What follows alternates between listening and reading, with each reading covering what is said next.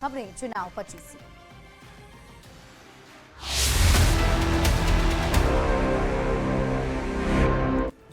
मुजफ्फरपुर पहुंचे सीएम नीतीश कुमार ने बेला औद्योगिक क्षेत्र में बैग क्लस्टर का किया उद्घाटन कर तुरंत पटना के लिए रवाना हो गए सीएम नीतीश ने अलग अलग योजनाओं के लाभुकों के खातों में ट्रांसफर की 271 करोड़ 15 लाख की राशि। सामाजिक सुरक्षा पेंशन योजना और मुख्यमंत्री कन्या उत्थान योजना के लाभुकों के खाते में डीबीटी के जरिए राशि ट्रांसफर। शेखपुरा में भ्रष्टाचार और रोजगार को लेकर कांग्रेस का प्रदर्शन, राज्य सरकार के खिलाफ की नारेबाजी, पलायन को लेकर सरकार पर साधा निशाना। किशनगंज कोर्ट में नाजिया इलाही के खिलाफ प्राथमिकी दर्ज, एआईएमआईएम प्रमुख असदुद्दीन ओवैसी के खिलाफ अभद्र टिप्पणी करने का आरोप। प्रधानमंत्री नरेंद्र मोदी की 20 जून को सिवान में होने वाली कार्यक्रम को लेकर गोपालगंज में तैयारी तेज, जिला प्रभारी मंत्री कृष्णनंदन पासवान की अध्यक्षता में हुई बैठक।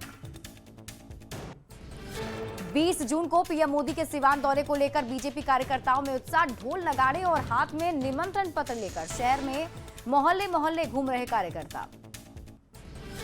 आरजेडी अध्यक्ष लालू प्रसाद के जन्मदिन का वीडियो वायरल, पैरों के पास बाबा साहब अंबेडकर की तस्वीर रखकर बधाई देते दिखा कार्यकर्ता। बीजेपी ने वीडियो जारी कर आरजेडी पर बाबा साहब का अपमान करने का लगाया आरोप। वीडियो में आरजेडी कार्यालय में कचरे के ढेर के पास बाबा साहब की तस्वीर दिख रही है।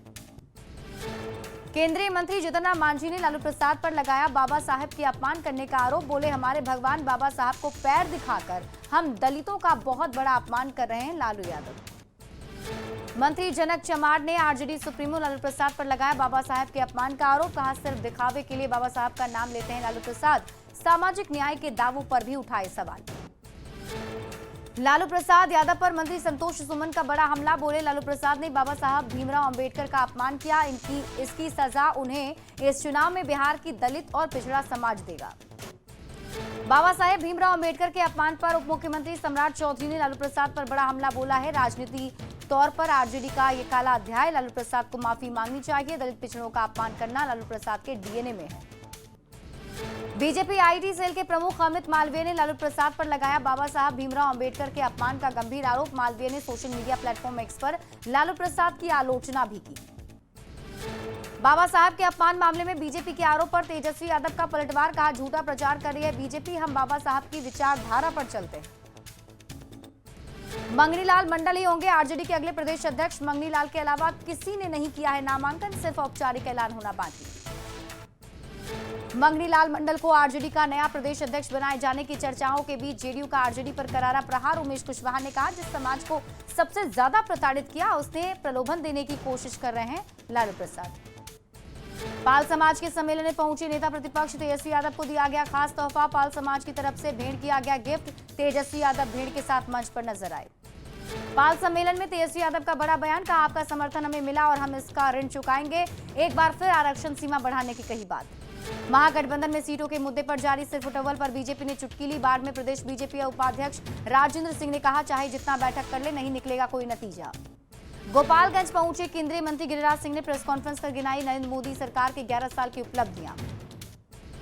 जमुई में सहकारिता विभाग की ओर से सहकारिता में सहकार कार्यक्रम का आयोजन। कार्यक्रम में मंत्री प्रेम कुमार और अधिकारी वे शामिल।